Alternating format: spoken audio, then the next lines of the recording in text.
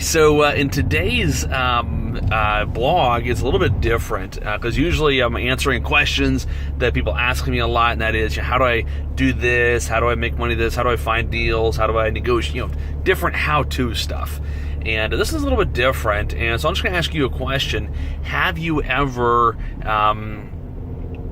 encountered a setback or failure, made a mistake, maybe even accidentally wronged someone? I'm speaking especially in terms of business here, right? Done some deals you're not proud of, or maybe been sued, whatever, right? Have you ever had something like that happen to you? If not, that's great. If you have, then I'm sure you'll recognize, hopefully now, but if not now, then soon you will recognize there are significant learning opportunities when you do overcome setback, or when you go through and then overcome failures. So personal story, February, at the end of 2012, early 2013 is about the worst time in my life. I was dead broke, 300 grand in debt, depressed. Girlfriend dumped me, and just business sucked, life sucked. It was really rough. And half of the stuff was in my head, but the reality is I'd had to go through a couple of legal situations, just deals that didn't go right, and it was nobody's fault but my own. I've since obviously made those situations right, and people got paid more money than they lost in those deals, and so everything's made right. Still not proud of the situations, but they're made right. But not to get into those details, but the point of the matter is this. It was February 2013, and I'd been kicked out of the local real estate investor clubs, and all of them, and it was crazy. It was hard enough. I thought, well, you know what? I knew the value in networking. I was like, well, if I can't go to their meetings, I'll start my own, and I'll beat them. I'll be bigger, but more importantly, I just want to out-earn the reputation I'd earned myself, and that was not an easy thing to do, because at every meeting I would go to or would think about going to, there might be somebody there I owed money to, or somebody who knew somebody I owed money to, and I had to have an awkward conversation and then leave early. It was just so embarrassing, right? So long story short, I decided to go ahead and have that first meeting at Panera Bread in East Norton in Pennsylvania. And the day of my first meeting, February 2013, not that long ago, right? Just over 4 years. 4 of the bigger wholesalers in the area who've got big email lists decided to email out a link and some information about a deal I had done that, like I said, not proud of. I made the situation right, but nobody cared to point that out. And she said, hey, look, Jim's they used a derogatory term, and real bad dude, you might want to think twice before attending his meeting. And I was humiliated, crying my eyes out, just feeling sorry for myself, right? And so I did the first meeting, and long story short, 28 out of 27 RSVPs showed up. That's a pretty good ratio. That's the meeting where I met Marina, who is now my wife, business partner, and mother of my boys. So it's funny how when you face, lesson number 1, I guess, is when you face your fears, it's amazing what kind of good stuff can come as a result of it, right? And I'll tell you another thing that was powerful was when I did that first little networking meeting. And again, I doubt, in fact, I'm pretty sure there's only one person who remembers that meeting. His name's Joe Screese, good friend of mine. He was there at that meeting, and he's one of 4 people in the area who kind of stuck by me during the hard times. But anyway, there is a tremendous amount of freedom when you take responsibility for your mistakes. There's a tremendous amount of freedom and liberation that comes when you take responsibility for your mistakes. When I did that little meeting, the 28-person meeting at Panera Bread, I said, listen, you all got the email today. I did a couple of deals I feel really bad about. Here's the deal. I've either made them right or I'm in progress. Here's where I screwed up. Here's where I've learned lessons. 100% my fault.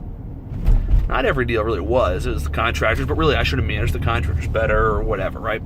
100% my fault, my business owner. Because here's the thing I had to learn is when you say it's somebody else's fault, I'm in this situation, what have you done? You've now put the power to get out of that situation in their hands, which is something you cannot control. You can only control your response and your attitude, right? So taking responsibility for it caused meant I needed to suck up my pride and ego and not try to justify my situation or make it sound better than it was. It was a bad situation that people lost money as a result of doing business with me, and it was nobody's fault but my own. And that was a rough realization to come to. So taking responsibility was helpful. Owning up to it was very helpful, just psychologically in my own mind. And I'd like to think I earned the respect of those who were there. Obviously, at least one of them, she married me, so it worked out okay.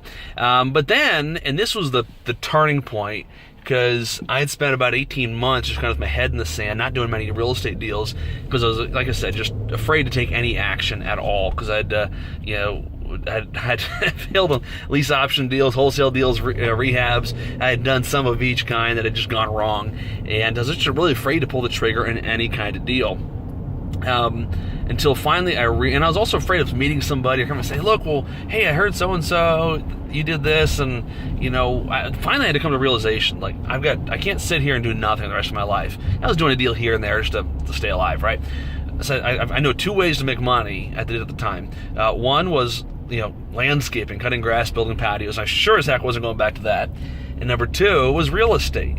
I thought, you know what? I'm not doing anybody in this world any good at all if I sit here and bury my head in the sand. I owed about $300,000 of debt to people that needed me to pay them back, and I needed to pay them back because it's the right thing to do.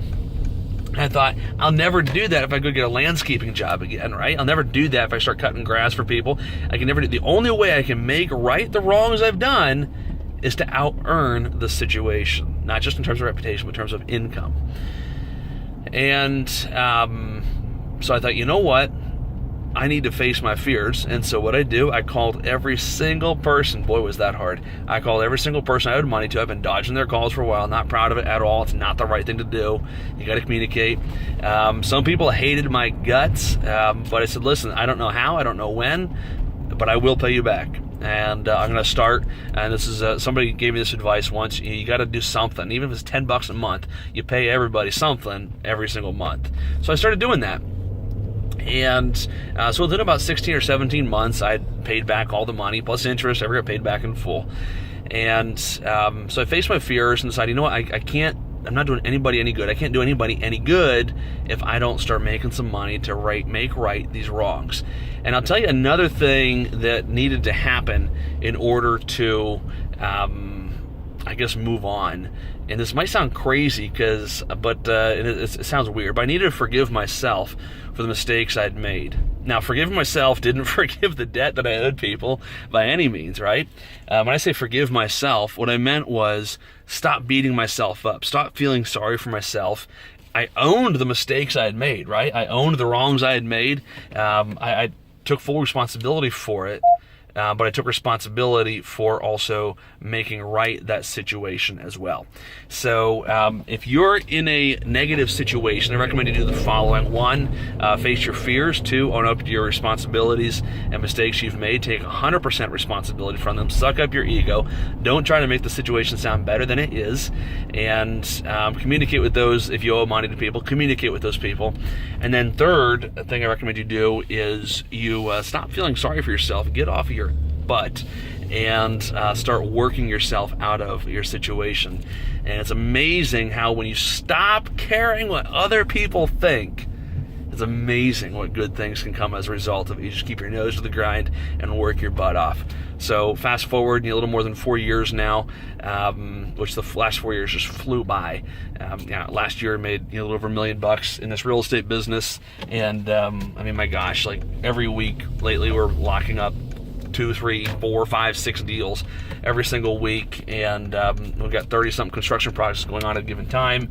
Life is great, and so one of the things, I'll leave you with this, one of the things I heard is the time is going to pass anyway, why not make the most of it? The time's going to pass anyway, why not make the most of it? So hopefully it helps you. If you're going through a tough time, pretty sure that stuff will help you. And as always, stay tuned to jimzaspel.com for more tips and tricks to help you do better in business. See you soon.